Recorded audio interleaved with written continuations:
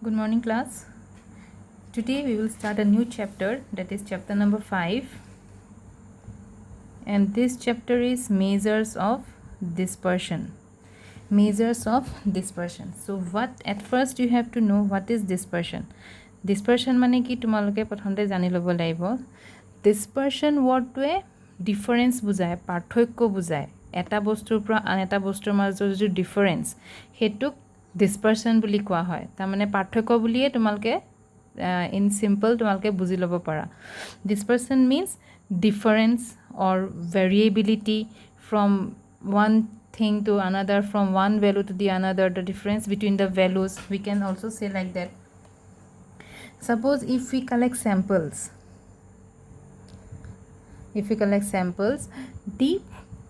there may be various differences in the samples, but tumalokok jete kisman data dia thakibo. If you are given a set of data, you can see there will be various differences in the values. Tumalke dekhibo pariba je values khinir majot বহুত কিছুমান পাৰ্থক্য থাকিব পাৰে। সেই পাৰ্থক্যটো কোনে study কৰে? মেজাৰ্স of ডিসপাৰশন study কৰে।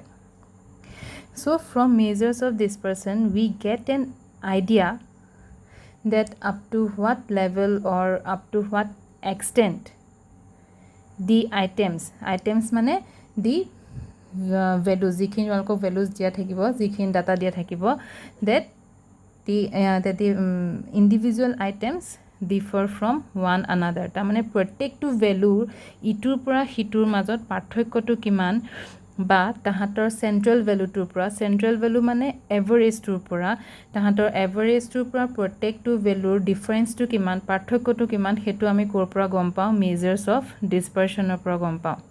So the measures of dispersion also indicates the scattering of data. Scattering of data মানে কি? ডাটাবোৰ যে হিসৰিত হৈ থাকিব, মানে ডাটাবিলাকৰ মাজৰ যিখিনি ধৰা ইন্টাৰভেল থাকিব বা তাহাতৰ মাজৰ যিখিনি ডিফাৰেন্স থাকিব বা পাৰ্থক্য থাকিব, হেখিনি আমি কেনেকে ষ্টাডি কৰিব পাৰো? মেজাৰ্স অফ ডিসপাৰশনৰ সহায়ত আমি ষ্টাডি কৰিব পাৰো। ইয়াত তোমালকে মেজাৰ্স অফ ডিসপাৰশন দুটা টাইপৰ পাবা। এটা পাবা এবসলিউট মেজাৰ আৰু এটা পাবা relative measure. In absolute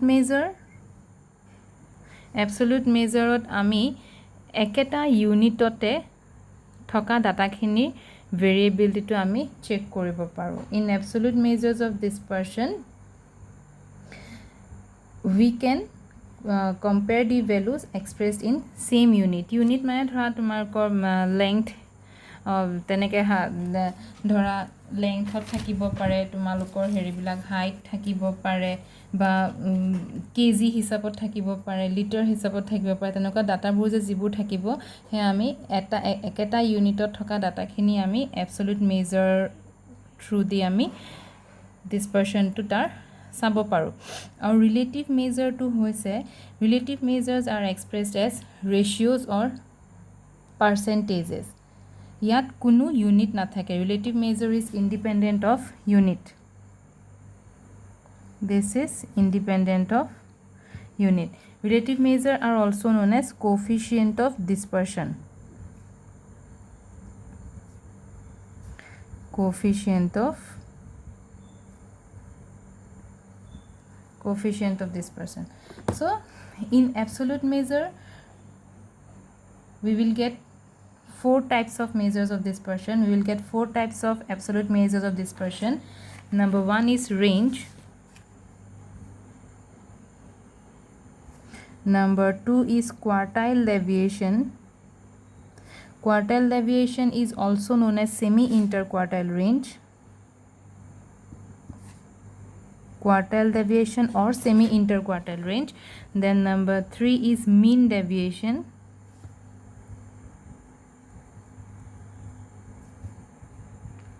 MD. And number 4 is standard deviation.